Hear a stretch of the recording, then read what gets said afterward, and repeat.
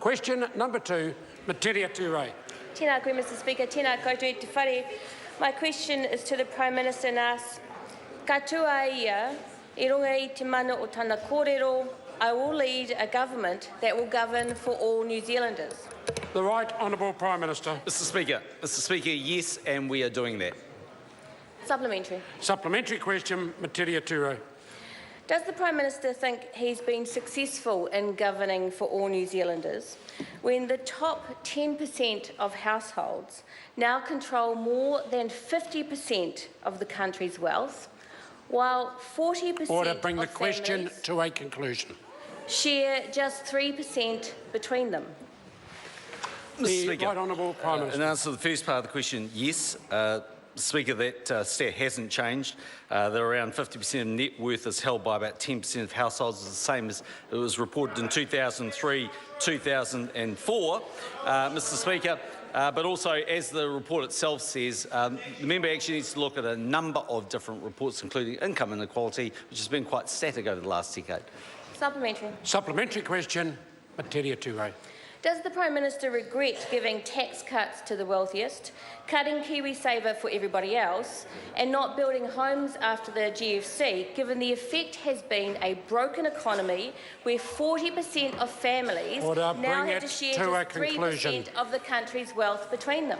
The Right Honourable Prime Minister. Mr Speaker, well, I utterly reject the proposition in the member's question, but also if one looks at the tax switch, interestingly enough, of course, it raised GST, which is paid in a large part by those who consume the most, and that's obviously high income earners. It took away the impacts of that were enjoyed by some of those who own properties, which by definition tend to be for rental properties owned by higher income New Zealanders, and generated, I think, nearly $1 billion actually annually for the Crown. And of course, it was fiscally it was distributionally neutral across all different income cohorts. Point of order. Point of order. The Right Honourable Speaker, my concern that I'm raising with you is the length of the Prime Minister's answers. Now, twice you've asked the questioner to truncate her question and then let him ramble on with a tissue of lies and think it's adequate. Order, order, order. If the member continues to raise points of order like that, I'll be asking him to leave the chamber. Order, order.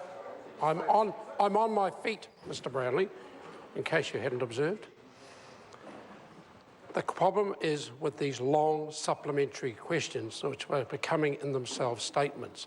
Upon receiving a very long and lengthy supplementary question, it obviously then gives whichever minister's answering it the opportunity to give a longer answer. But as I've told Mr Peters on many occasions, I will be the sole determinant of when I think an answer has gone on for too long. Further supplementaries? Supplementary. Supplementary question, Metiria Turei. Does the Prime Minister understand that to most New Zealand families, the fact that some people who own a lot of homes are doing well out of the housing crisis, while everyone else is finding it harder to get a decent home to live in, is just not fair?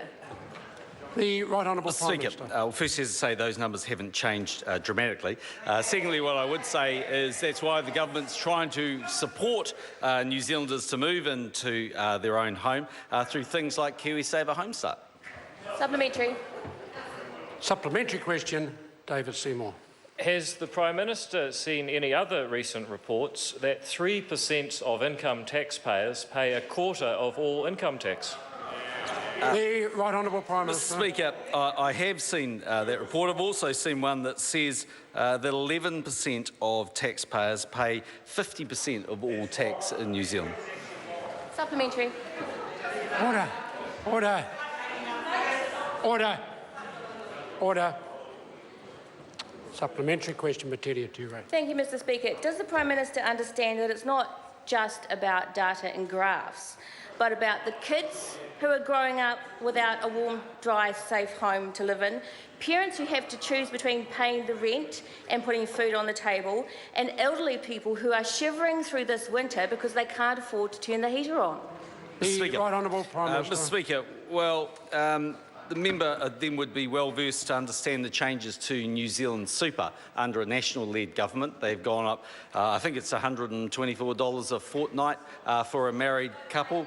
Mr Speaker, the member would also then be well versed to explain to New Zealanders why she congratulates this government for for insulating 300,000 homes, and why the government is spending $10.4 billion annually supporting the most vulnerable New Zealanders. Supplementary. Supplementary question, Metiria Turei.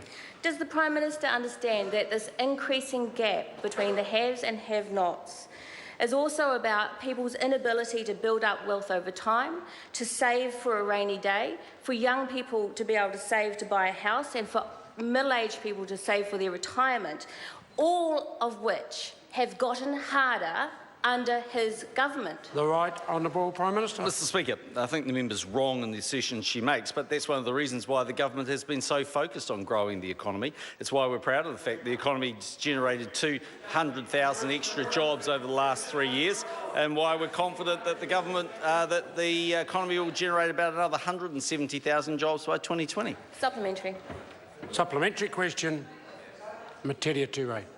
Will the Prime Minister take responsibility for the fact that 40% of New Zealand families are struggling with a tiny percentage of the country's resources, and that gap is what is driving families to have to live in garages and cars, and for their kids to be getting sick and in hospital and at risk of dying? Take responsibility. Two supplementary, questions. I certainly the Prime do Minister take can address responsibility. one.